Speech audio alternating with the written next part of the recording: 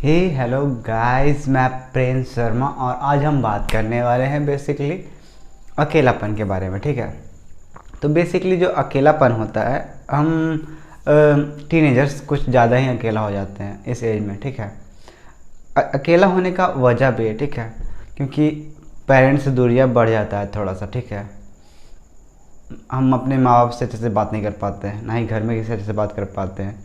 और जो आसपास हम देखते हैं वो इन्वायरमेंट ऐसा रहता है कि कोई गर्लफ्रेंड बना रहा है, कोई कुछ कर रहा है, कोई नशा कर रहा है, मतलब सब अलग अलग वैरायटी में इस एज में जाते हैं। ठीक है, ऐसा होता है। और बेसिकली क्या होता है हमारे साथ, अकेलापन में हमको मन भी नहीं लगता है, हम मोबाइल से एडिक्टेड रहते हैं। सोशल मीडिया आजकल इतना ज़्यादा बढ़ चुका है कि मतलब हम उसी में डूबे रहते हैं। ज़्यादातर इंस्टा, फेसबुक, ट्विटर, यही सब में हम लगे पड़े हैं। ठीक है, यूट्यूब हो गया, मतलब इतना ज़्यादा चीज़ हो गया है ना कि हमारा दिमाग ना हैंडल नहीं कर सकता है। ठीक है, ऐसा इतना कुछ हम देखते हैं, समझते हैं, उसके बावजूद भी हम घंटों घंटों पर बात करते हैं गर्लफ्रेंड से। तो क्या होगा, हमारा दिमाग तो प्रेशर नहीं झेल पाएगा ना कहीं।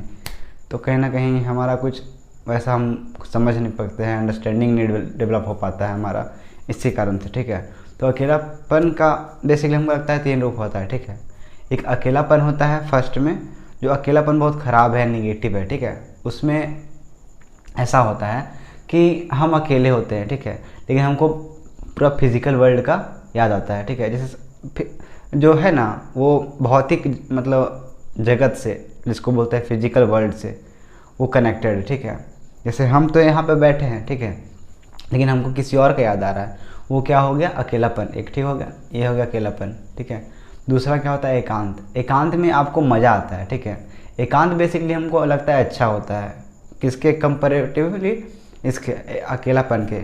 अकेलापन तो एक निगेटिव है, मतलब निगेटिव सेंस देता है आपको। ठीक है, ऐसा आपको मन नहीं लगेगा किसी के बिना, आपके मतलब खुद अकेले रह नहीं सकते हो, आपको लगेगा नहीं कोई होता तो बात करते, ऐसा। ठीक है, ये हो गया कौन सा, अकेलापन।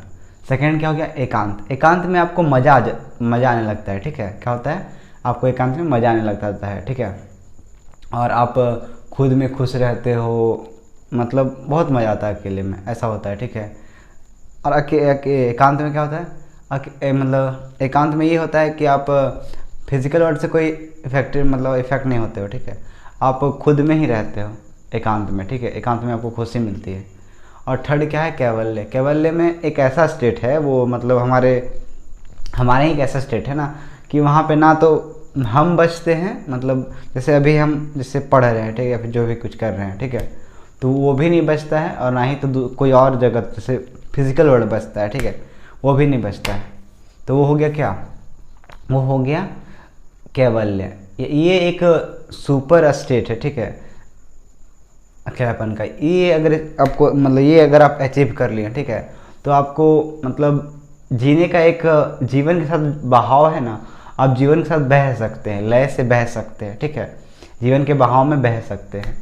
आपको अगर मज़ा आने लग जाए कैवल्य में, कैवल्य स्टेट पे आप पहुंच गए, तो फिर आप कोई दिक्कत ही नहीं है। ठीक है, आपको फिर कुछ फ़र्क ही नहीं पड़ेगा, बाहर से अंदर से कोई मतलब नहीं है। ठीक है, बस आप बहोगे लाइफ एनर्जी, जैसे लाइफ एनर्जी बहता है ना हमारा, तो वैसा ही आप बहोगे बस जीवन के साथ में, जीवन के फ्लो में, ऐसा होता है। तो कैवल्य बहुत अच्छा स्टेट होता है। ठीक है, कैवल्य मतलब एक ऐसा फीलिंग आता है ना कि ना तो हम होते हैं, ना तो जैसे बस आप किसी को जैसे देख रहे हो तो बस देख रहे हो, मतलब एक ऐसा स्टेट ना कि मतलब उसके बियॉन्ड होता है, मतलब सोच से बियॉन्ड है। ठीक है, वो स्टेट अगर हो गया तो मतलब आप समझो कि कुछ अचीव कर लिए। ठीक है, ऐसा आप हर चीज़ से फ्रीडम हो जाओगे, इमोशनली फ्रीडम हो जाओगे। ठीक है, साइकोलॉजिकली फ्रीडम हो जाओगे, मतलब अच्छा होता है। ठीक है, हमारे लिए ये कैवल्य स्टेट। ओके, तो ओके, बाय।